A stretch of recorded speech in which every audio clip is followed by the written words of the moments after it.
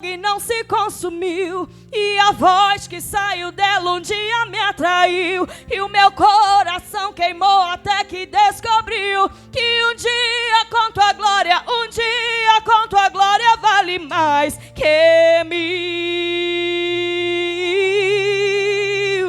do que qualquer outro lugar, Deus.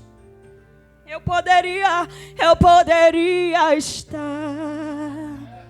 em qualquer outro lugar, mas tua glória me atraiu, tua presença me atraiu. Tentei me esconder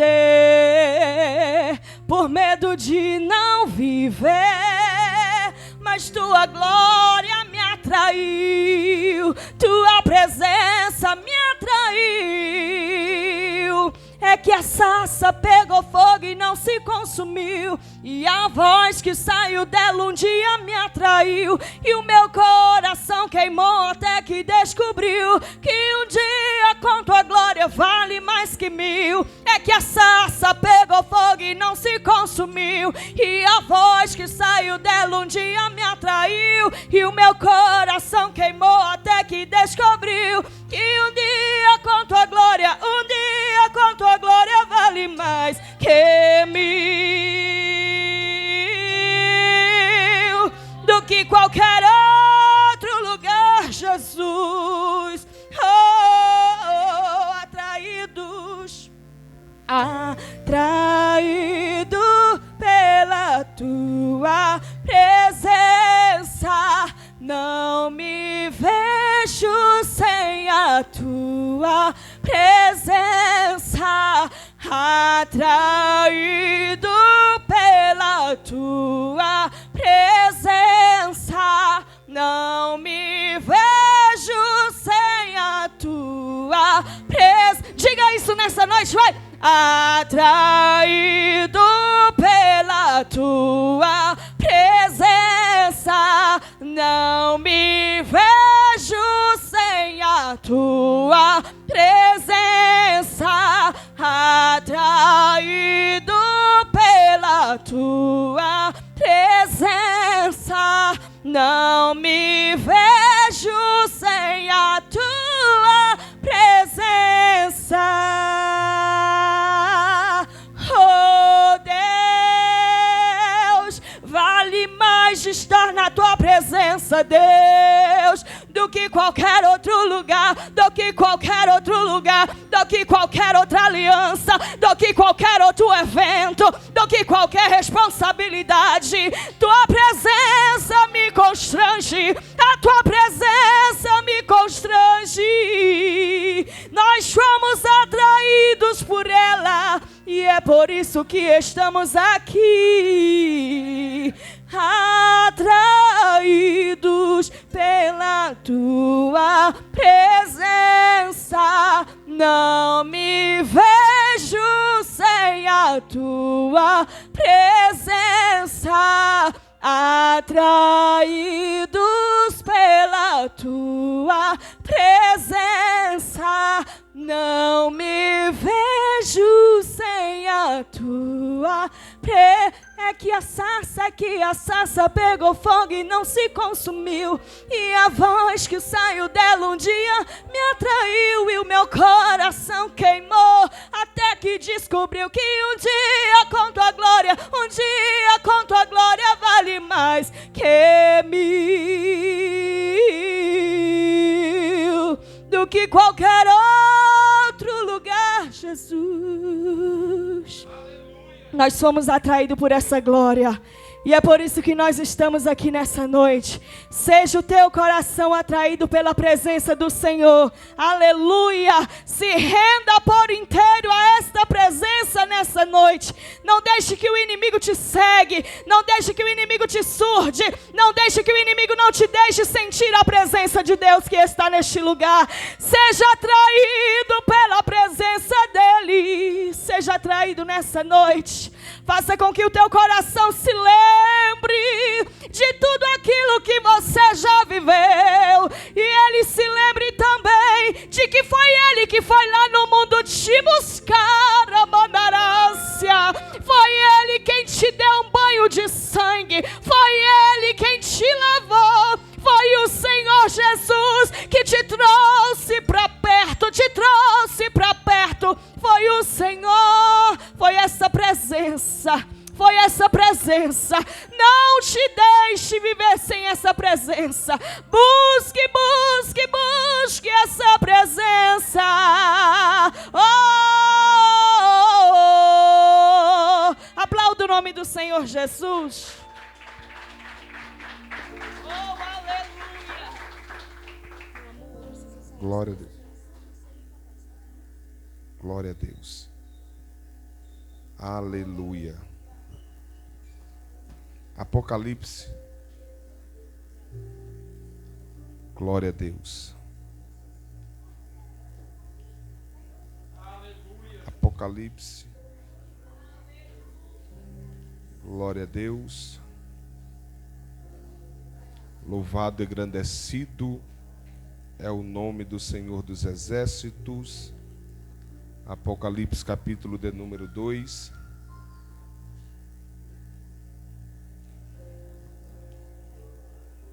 Verso de número 4,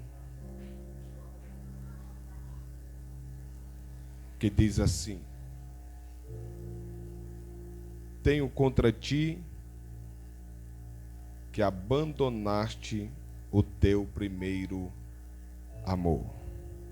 Tenho contra ti que abandonaste o teu primeiro amor. Tenho contra ti que abandonaste o teu primeiro amor. Senta adorando o nome do Senhor dos Exércitos. Glórias a Deus. Louvado e engrandecido é o nome do Senhor dos Exércitos. Nós estamos no segundo dia desta campanha, ao qual tem o título Primeiro Amor. E é quase que impossível falar de primeiro amor sem se lembrar da carta que o Senhor escreveu à igreja que estava na cidade de Éfeso. Nós sabemos que o Senhor, ele se apresenta a João em uma grande revelação na ilha por nome Patmos. Nós sabemos que esta ilha era nada mais e nada menos do que um presídio aonde criminosos eram colocados naquele ambiente, exilados, para passarem o resto das suas vidas naquele lugar. E João, por pregar a palavra, ele é levado para esta ilha.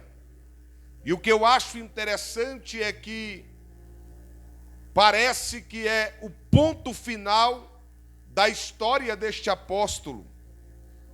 Parece que é o fim da sua carreira ministerial. Quem sabe quando João é lançado naquela ilha, os demais presos olham para ele e dizem: João, aqui é onde tudo termina, aqui é onde tudo acaba. Mas a Bíblia diz que João, na ilha por nome Patmos, de repente ele ouve uma voz. E a voz que João ouve é uma voz como uma voz de muitas águas. E quando ele ouve a voz, ele se vira para contemplar aquele que falava com ele. E ele diz que cai como morto.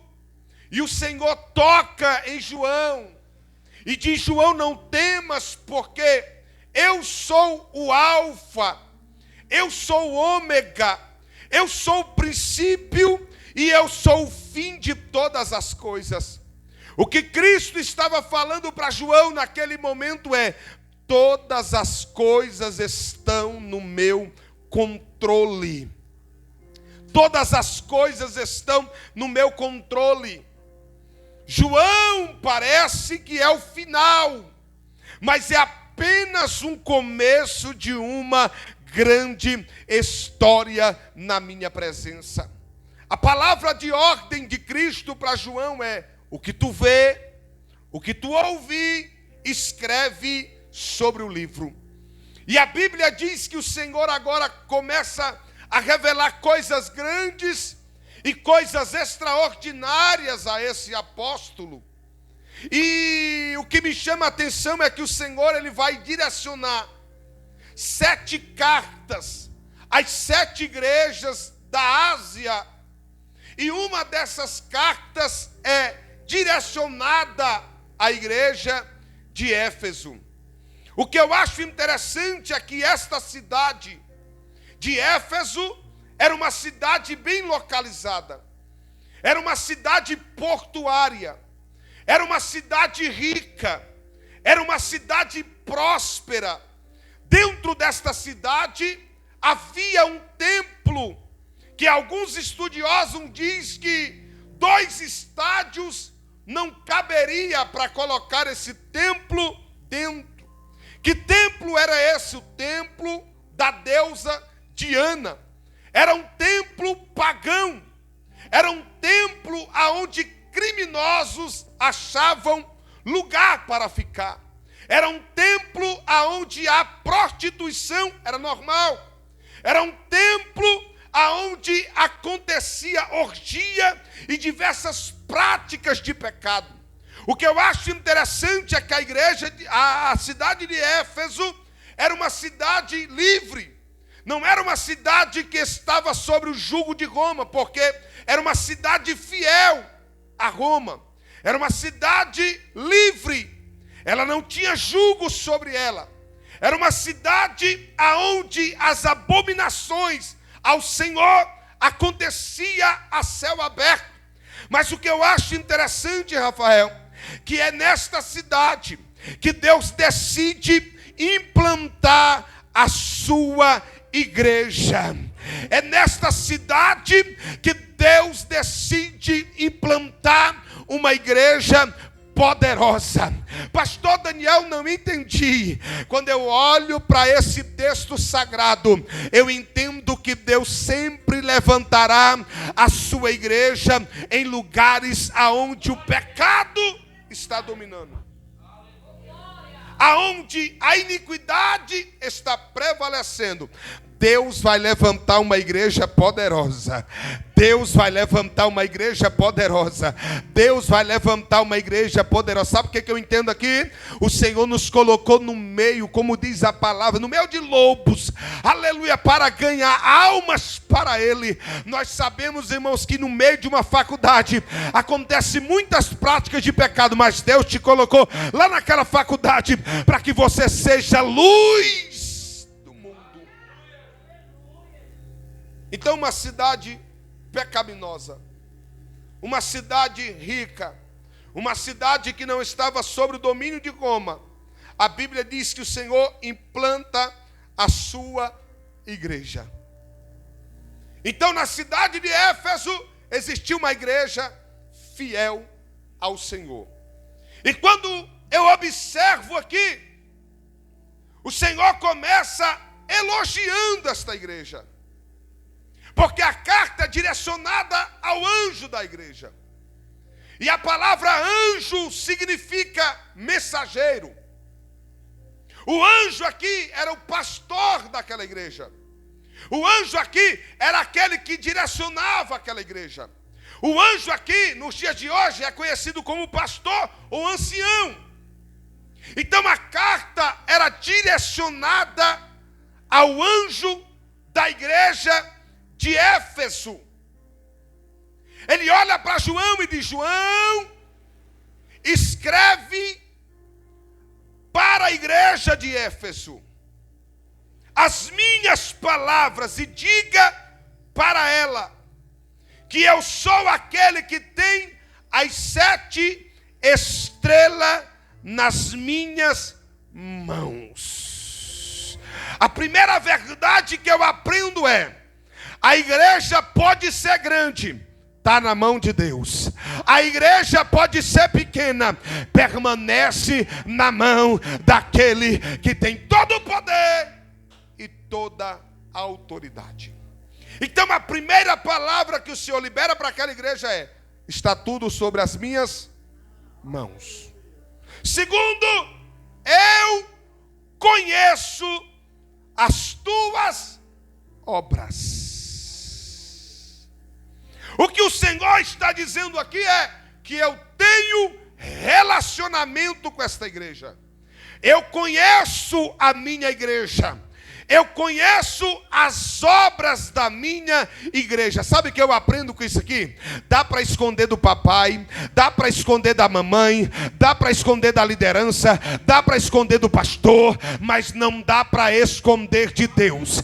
Ele está presente nesta reunião e está mandando eu liberar uma palavra dizendo: Daniel, diga para a minha igreja que os meus olhos são como chama de fogo e eu estou contemplando os bons e os maus diante da minha presença. Irmão, você pode até esconder para mim, mas o grandão está na casa e está dizendo: conheço a tua obra, conheço a tua obra, conheço.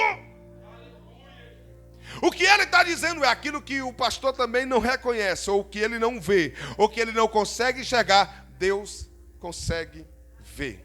Eu conheço as tuas obras, eu conheço o teu trabalho, eu conheço a tua perseverança. A igreja de Éfeso, irmão, é uma igreja que todo pastor queria ter essa igreja. Porque era uma igreja onde os irmãos de Éfeso trabalhavam. Era a igreja que os irmãos de Éfeso suavam para fazer a obra e a vontade do Senhor dos Exércitos. Eles trabalhavam, eles se dedicavam na presença de Deus. Então o Senhor está olhando e está dizendo: eu conheço o seu trabalho árduo, eu conheço a sua perseverança, e eu sei que não toleras os homens maus. Deus está mostrando e dizendo que esta igreja era uma igreja rígida. Não era qualquer pessoa que pregava na igreja de Éfeso. Não era qualquer pessoa que cantava na igreja de Éfeso. O Senhor está olhando e está dizendo: tu tens colocado à prova aqueles que se dizem ser apóstolo e não são coisa nenhuma. Porque nós estamos vivendo uma época, irmão, que tem gente que diz que é. E eu já ouvi dizer que quem é não diz que é. Aleluia. Mas existem pessoas que estão se auto-intitulando: eu sou apóstolo, eu sou bispo, eu sou pastor, e se titulam. Só que na igreja de Éfeso não bastava apenas apresentar uma carteirinha dizendo que era apóstolo, que era pregador, que era missionário. Não, esta igreja aqui colocava a prova. Aleluia. Aleluia. E eu costumo dizer, irmãos, que o tempo, ele mostra tudo. O tempo, ele mostra tudo. O tempo, ele mostra tudo. O grandão está na casa e está dizendo: ei, vai com cuidado. Porque tem gente que não pode ver ninguém, irmão. Olha alguém ali pregando e diz: não, é homem de Deus, é mulher de Deus. Mas o grandão está na casa e está dizendo: o tempo é que vai mostrar todas as coisas. Então o Senhor está olhando e está dizendo: o que eu admiro em vós é que vós colocaste em prova o que dizem ser apóstolos e não são. Então a igreja de Éfeso, irmão, era uma igreja que trabalhava. A igreja de Éfeso era uma igreja que fazia a vontade de Deus. Era uma igreja que colocava a prova. Era uma igreja que suava para fazer a vontade do Senhor. Só que o verso de número 4 soa como um impacto contra esta igreja. Porque o Senhor vem despejando elogios. E quem é que não gosta de receber elogios? O Senhor vai despejando elogios sobre esta igreja. No verso de número 4, ele diz: tenho, porém, contra ti. E esse tenho, porém, contra ti, irmão, é muito pesado. Quando você sabe que alguém tem algo contra você, é triste. Quando você sabe que alguém não vai com a sua cara por causa de algo, é triste. Quando você sabe que alguém não gosta de você porque você fez algo, é muito triste. E no verso de número 4 aqui, quem está falando é o Senhor. Ele está olhando para a igreja e está dizendo: eu tenho algo contra ti. Quando ele libera a palavra dizendo: eu sei as tuas obras, ele está dizendo: eu te conheço. Parece que eu vejo, irmão, o Senhor andando pela igreja de Éfeso. Parece que eu vejo ele caminhando pelos corredores. Parece que eu vejo ele passando pelo altar. Parece que eu vejo ele passando pelos adolescentes, pelas crianças, pelos jovens. Parece que eu vejo ele passando pelas irmãs, pelos os varões, pelos obreiros. Sabe o que ele está ministrando ao meu coração, Daniel? Eu sou aquele que passeio pela minha igreja. Conheço as crianças, conheço os adolescentes, conheço os jovens, conheço as irmãs, conheço os irmãos, conheço os obreiros, irmão. Não dá para se esconder desse Deus. Olhe para alguém que está do teu lado, diga para ele: Deus te viu aqui nessa noite. Olhe, para ficar marcado, olhe para ele e diga: ele te conhece. Aleluia. Então ele olha para aquele cenário e diz: tenho contra ti. Quem sabe quando esse pastor da igreja de Éfeso está com aquela carta na mão e dizendo todos aqueles elogios, a igreja está fervorosa, a igreja está feliz, a igreja está saltitando, mas de repente o Senhor olha e diz: tenho contra ti. Quem sabe um olha para o outro e diz: o que ele tem contra nós? A gente trabalha, a gente ora, a gente prega a tua palavra, a gente põe à prova o que dizem ser e não são. Somos uma igreja rígida, não aceitamos pecado dentro da igreja, não aceitamos pessoas que cocheiam em dois pensamentos. O que ele tem contra nós? E quem sabe o pastor com a carta na mão diz: eu tenho contra vós que deixaste o teu primeiro amor. O que ele tinha contra aquela igreja é que os irmãos da igreja de Éfeso já não era como antigamente. Os irmãos da igreja de Éfeso já não oravam como antigamente. Os irmãos da igreja de Éfeso já não cantavam no coral como antigamente. Os irmãos da igreja de Éfeso já não vinham para a casa do Senhor como antigamente. Parece que eu vejo uma igreja que entrou em uma rotina. Eu vou, porque senão o pastor vai mandar uma mensagem amanhã logo cedo e perguntar por que eu não vim, então é melhor eu ir. Eu vou, porque lá eu vou encontrar um amigo, eu vou encontrar um irmão, eu vou, porque não tem nada melhor para fazer. Eu vou, porque é melhor ir para a igreja do que ficar em casa. Quem sabe aqueles irmãos estavam naquele templo para marcar ponto. Mas o grandão está na casa e está dizendo: você não veio aqui a este lugar para marcar ponto. Você veio aqui para exaltar e glorificar aquele que tem todo o poder e autoridade, irmão. Eu não vou me cansar de repetir isso aqui nesta casa. Você não pode vir neste lugar por obrigação, mas você tem que vir aqui para adorar a Ele, a Ele, a Ele.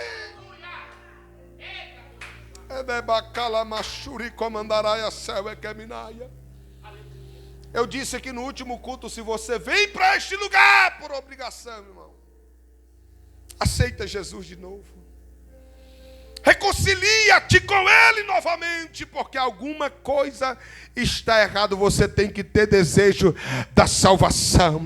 Você tem desejo de estar neste lugar para exaltar e glorificar o nome dEle na beleza da sua santidade. Irmão, quando aproximadamente o teu relógio marcar 6 horas da tarde, você já tem que estar com o coração fervendo, dizendo: já já eu estarei na casa do Senhor e adorarei a Ele por tudo que Ele tem feito na minha vida, irmão, porque é Ele que tem abrido a porta para você, é Ele que tem dado o livramento um atrás do outro, é Ele que tem guardado os teus filhos, a tua casa, o teu esposo, é Ele que tem guardado. Aleluia. O Senhor está olhando para aquela igreja e está dizendo: a única coisa que eu tenho contra vós é que vocês deixaram o primeiro amor. Vocês deixaram o primeiro amor. E no primeiro amor, irmãos, a gente tem prazer de estar na casa do Senhor. Quantas pessoas já não têm prazer de estar neste lugar, de sentar numa cadeira como essa e dizer que Ele é santo, que Ele é poderoso, que Ele é Rei dos Reis, Senhor dos Senhores? Quantas pessoas já não têm mais prazer de fazer um propósito de oração, um propósito de jejum, um propósito de busca pela sua casa, pela sua vida espiritual? Esta igreja aqui entrou na rotina. E se eu fosse dar um conselho para alguém aqui nesta noite, é: saia da rotina. Não venha para cá como se fosse mais um culto. Não venha para cá como se fosse mais uma vez que você vem para a igreja. Não, não. Mas venha para este lugar de coração aberto, disposto a receber aquilo que Deus tem para a sua vida, aquilo que Deus tem para fazer. Aleluia. Em algum momento, eu não sei aonde, mas a igreja quase perfeita, Edmar, ela parou de praticar aquilo que agradava a Deus. E a pergunta do Espírito Santo para algumas pessoas aqui nessa noite é: aonde foi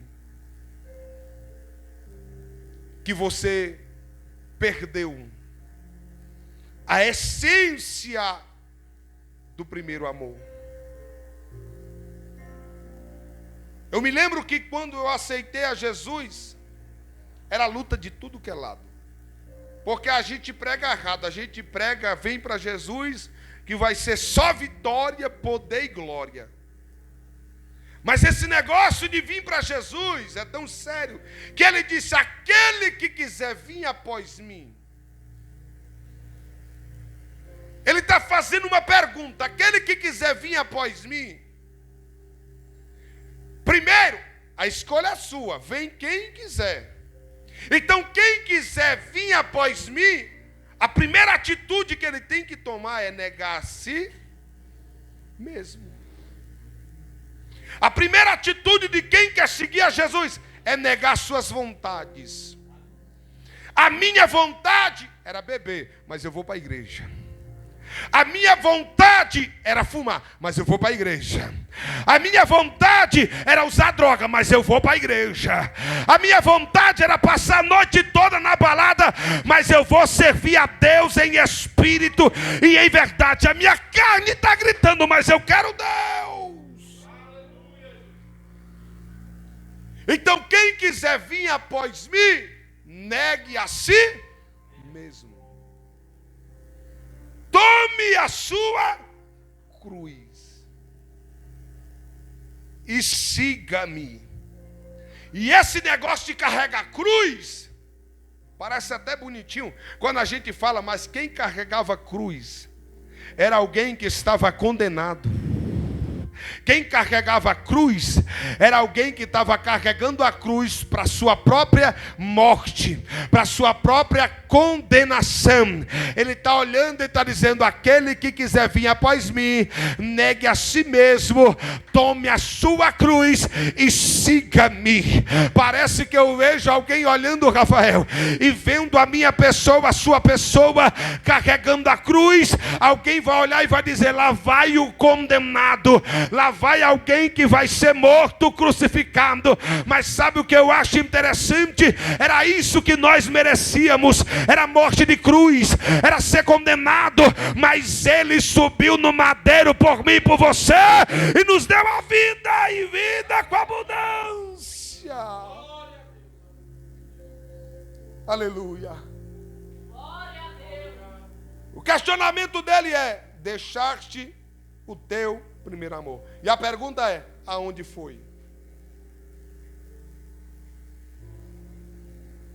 Aonde foi que você deixou o primeiro amor?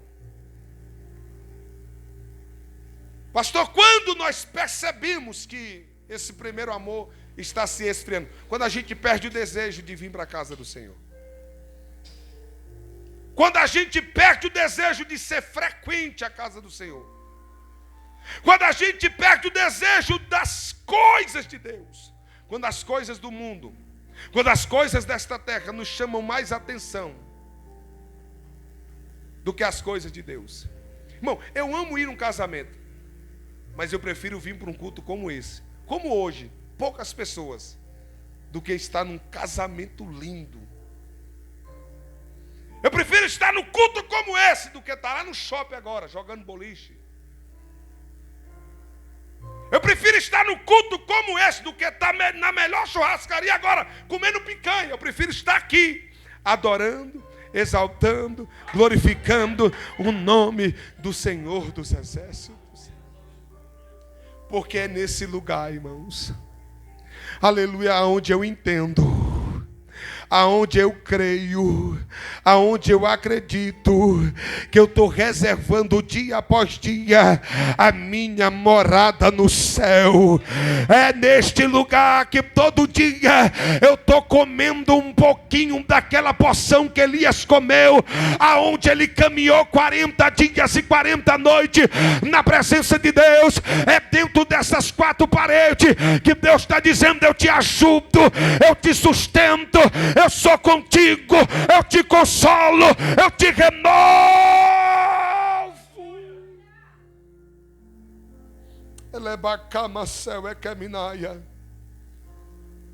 Um dos homens mais íntimos de Deus disse: mais vale um dia na casa do Senhor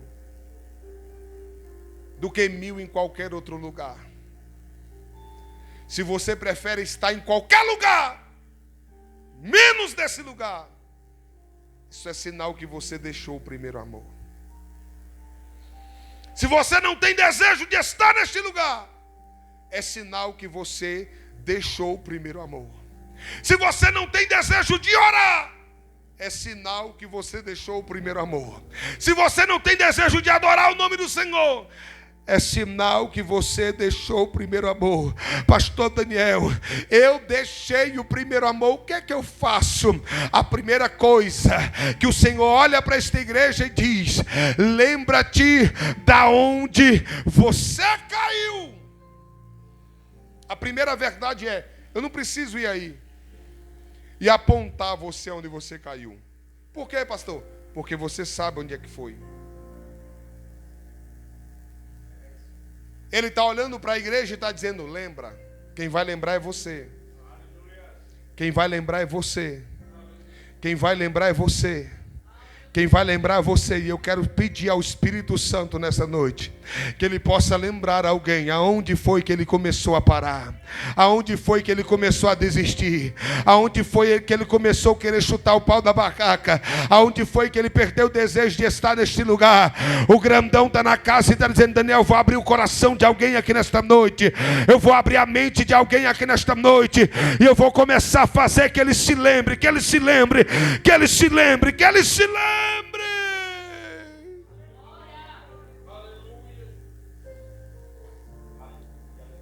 Então, a primeira coisa que Deus Fala para esta igreja, lembra. Peça para o Espírito Santo de Deus lembrar você agora. Peça para o Espírito Santo de Deus abrir a sua mente agora. Aleluia. Lembra-te da onde caíste. Você se lembra do filho pródigo? Um dia um jovem disse: pastor, eu desviei, o senhor não foi atrás de mim. Eu disse: eu nem estava sabendo que tu estava desviado.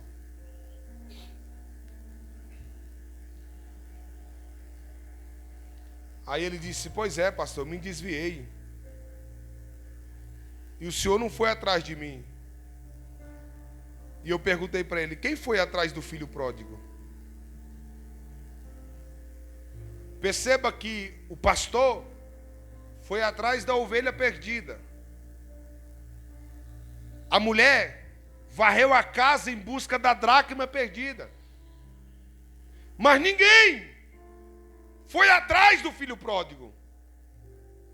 A Bíblia diz que o filho pródigo faz a sua escolha. Qual é a sua escolha?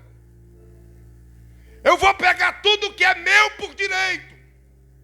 Tudo aquilo que o Pai me deu no decorrer de toda a minha vida. Eu vou pegar tudo. Eu vou para uma terra longínqua. E o texto diz que ele pega, presbítero Marcos, tudo que era dele por direito. Ele vai para uma terra longínqua. E a Bíblia diz que ele gasta tudo. Ele gasta tudo o que ele tinha, a ponto dele não ter mais nada. E eu acho interessante quando a Bíblia diz que ele estava no chão. O Anderson, quem passava por aquele jovem, a Bíblia categórica dizia que ninguém lhe dava nada.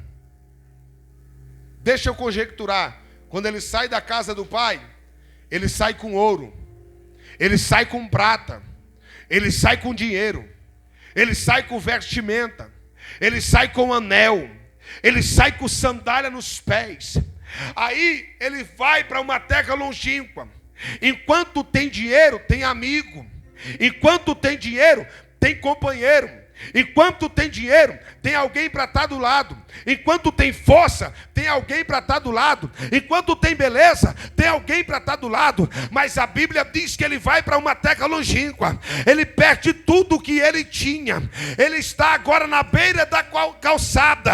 Aí a Bíblia categórica diz que quem passava por ele, ninguém lhe dava nada. Porque, irmão, é assim. Lá fora é desse jeito. Quebrou, não presta. Quebrou, não serve. Não tem, não serve. Mas na casa do Senhor é diferente. Quebrou, ele pega caco por caco, caco por caco, caco por... Ele está numa terra longínqua.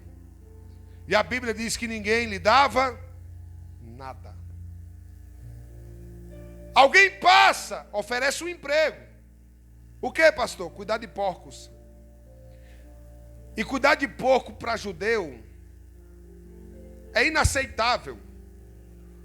Porco para judeu é um animal impuro.